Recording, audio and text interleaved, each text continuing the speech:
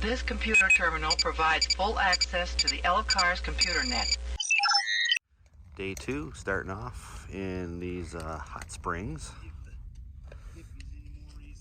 There's hot tubs literally over there where those palm trees are. And they're everywhere around here. We're about to head out pretty soon. Mr. Chad, Gary, Scott. Right there, I mean, he was right here before you even heard it. It's true. Yeah. Wow, look at that. I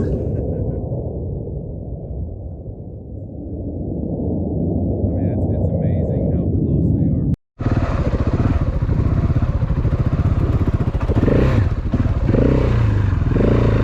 That was the day 2, starting off from the springs, hot springs. Literally like some, look right there, all the palm trees and stuff. There's like literally a hot tub right there and a shower.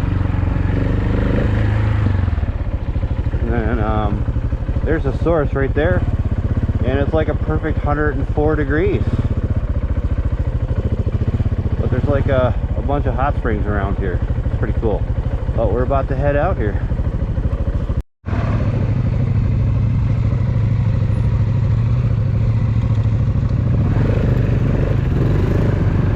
Gary Goodwin there, owner of GPX, right ahead of me. And here we go. I guess it's going to be some more technical stuff today.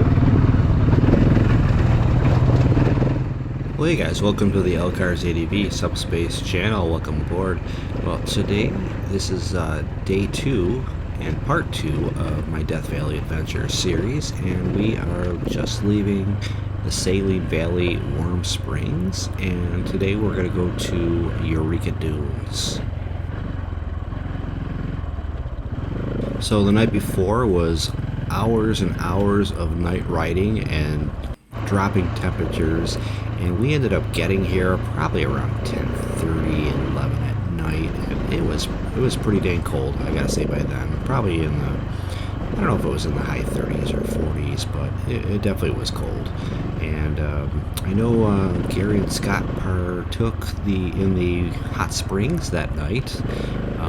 I was just so dang tired, and I didn't go in. I just didn't want that feeling of being cold when I got out of the hot springs. But I kind of do regret not going in. But honestly, when I got there at night, I really had no idea what this place looked like. It was just like, there's a couple like solar lights like around the campsites and stuff like that, but I really had no idea what it looked like. So when I woke up, and to my surprise, it was just, wow, this is like beautiful. It's like an oasis in the middle of the desert.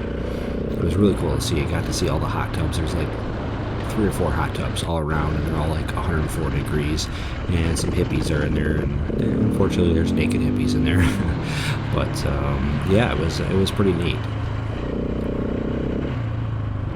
And we had one issue with just starting out. Poor Mr. Mike did not have hardly any gas left.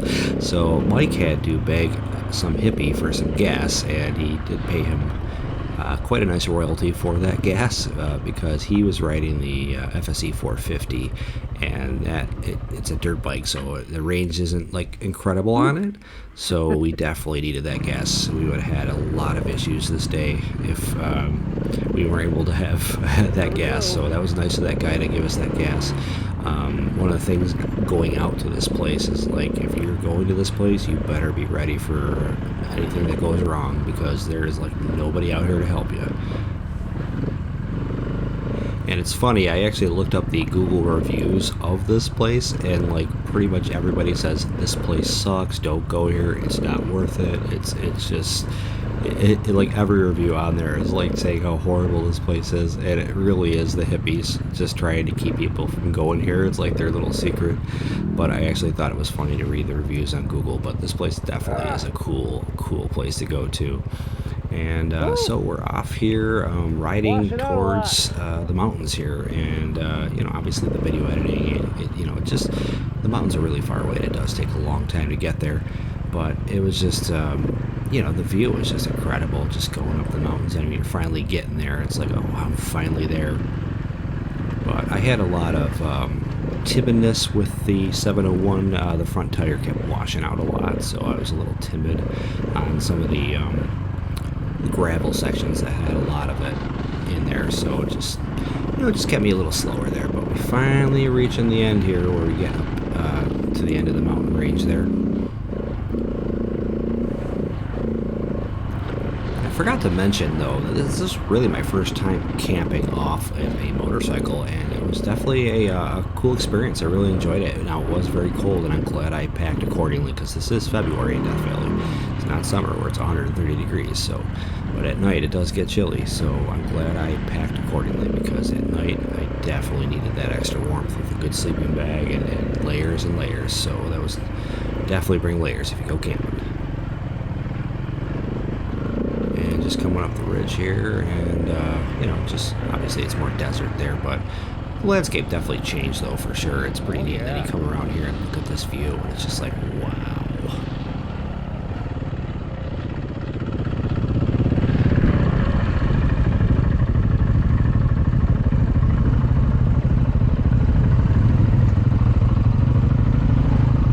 That's awesome. Yeah, it is. Look at that.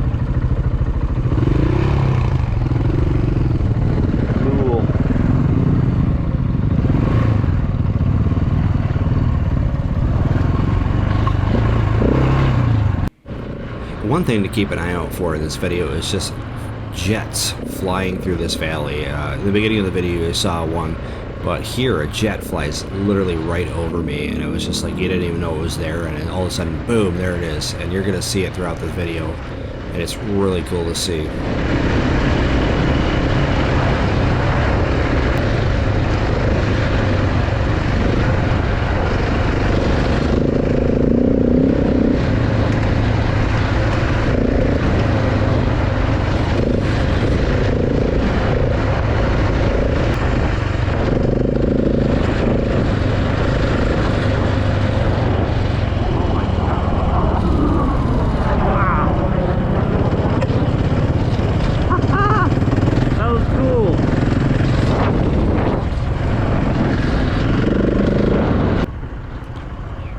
I remember passing that little Joshua tree there. I was like, oh wow, there's a little tree out here in the middle of nowhere. So, I don't know, it just kind of caught my eye. It's kind of neat seeing it.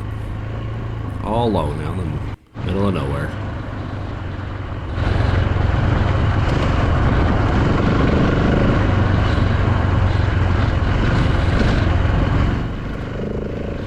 I really enjoy this ADV riding, especially out here, because you can just really kind of take in the scenery at the same time and enjoy the ride, or dirt biking.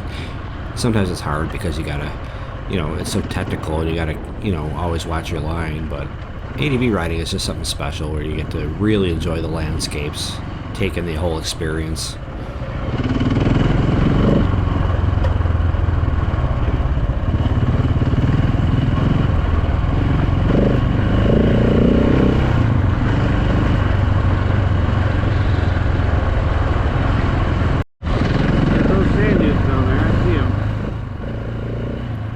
Yep, you can just see the sand dunes straight ahead there. Barely see them, but it's still very far away.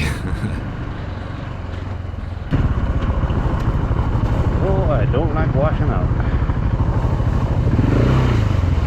Oh my gosh. Wash out central here. I don't like just washing out.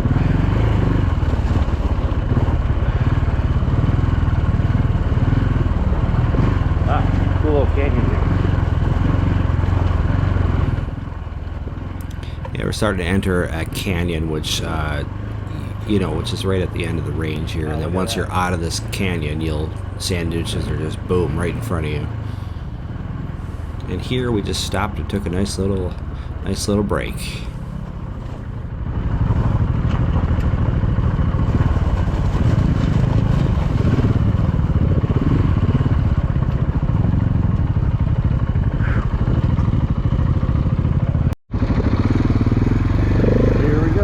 Sand. Not looking forward to that with a loaded down bike. Just saw a couple fighter jets fly right over this canyon.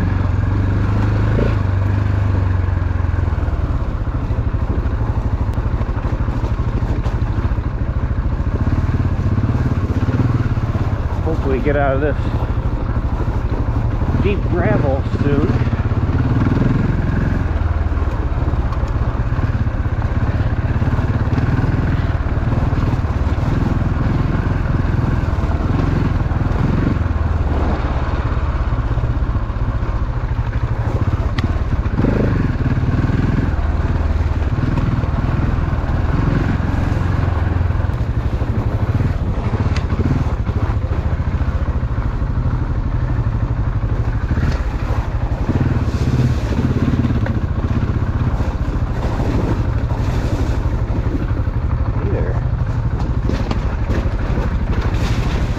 Spectacle there.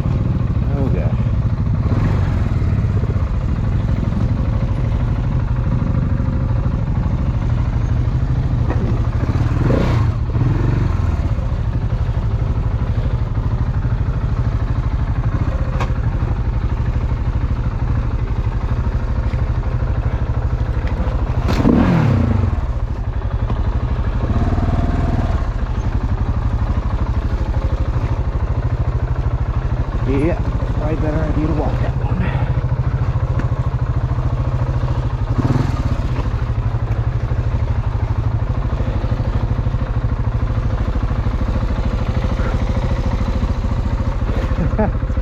Swinging a leg over this thing is not easy.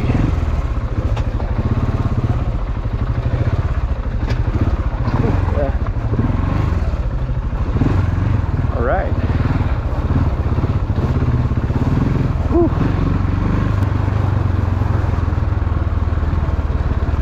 Oh, there's the dunes. Wow. Look at that.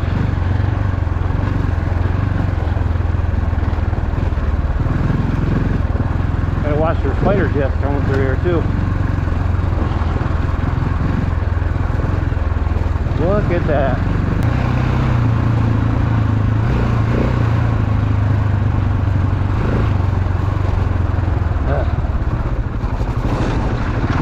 Washout building all the time.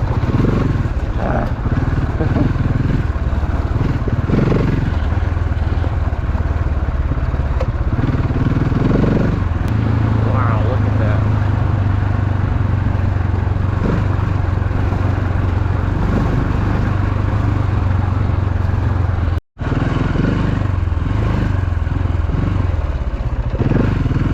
Oh, sand.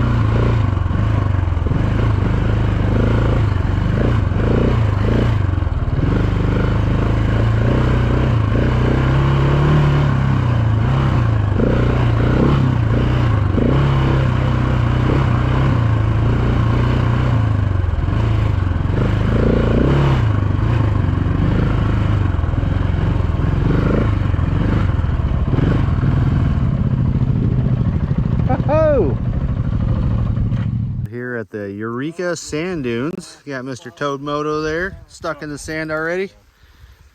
How you doing, buddy? Good. Gotta get my stuff on my bag a little better. So what's it like being a big YouTube superstar? I don't know. I want to know. I'd ask you. Oh, look at that. There's Wuhan Wendy there. Mr. Chad. Oh yeah, this is pretty cool. Here comes a jet. Oh yeah, look at that. It's a Thunderbird.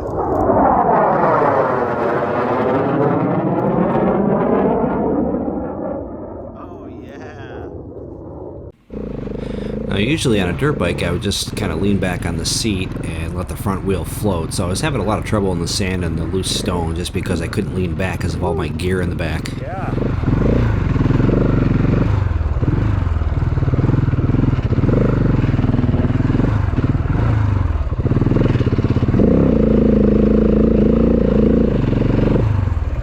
There's Chad. Chad's coming. Got stuck pretty good there.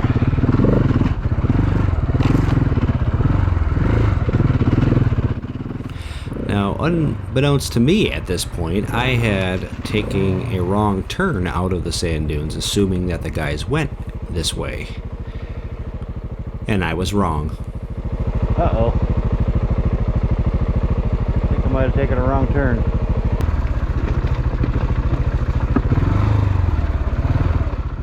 I actually really had an oh crap moment and almost pooping my pants on this because I literally could not see where everybody went.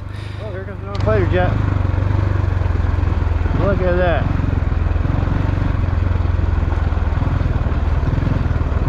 Look at that. Cool.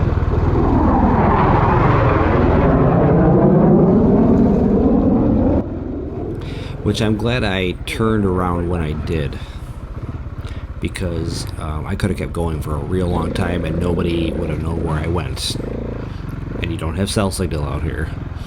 So I turned back, but I still couldn't see anybody, and I was really kind of almost having a panic attack because I could not see that far ahead.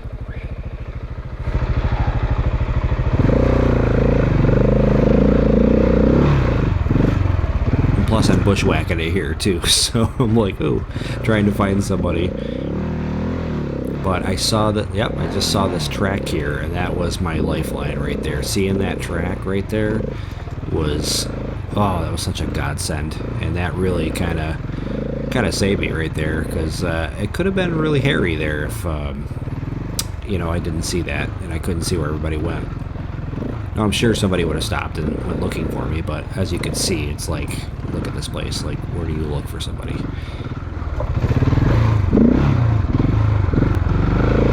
Oh my gosh. And I'm having a rough time with the sand, which isn't helping. I guarantee next time I'm doing this, I will have a Garmin InReach with me.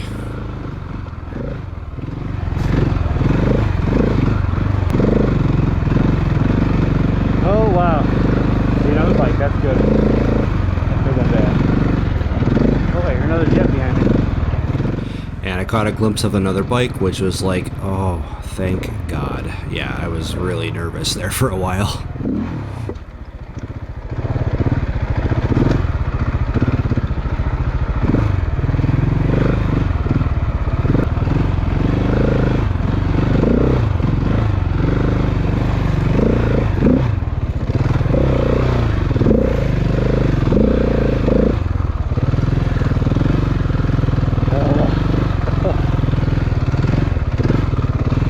This is a workout.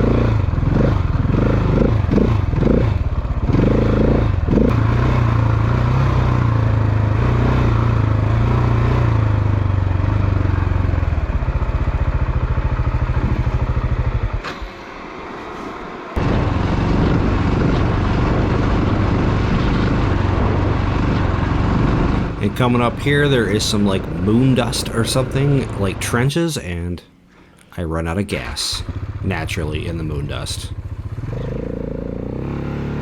And this 701 has a weird 2 gas tanks, and they don't connect to one another, so you have to drain one into something and then pour it back in the gas tank. It's really strange, but thankfully I had that. But a very inconvenient spot to run out of gas. Whew. Well, that was fun. Ran out of fuel right there. The worst spot possible, the moon dust. Ooh, look at that. And I think we're going to end here as to not make the video too long, but I hope you enjoyed the start to the second day from the Saline Valley Warm Springs all the way to Eureka Dunes. Stay tuned for the next video, part 3, and the Death Valley Adventure. Live long and ride.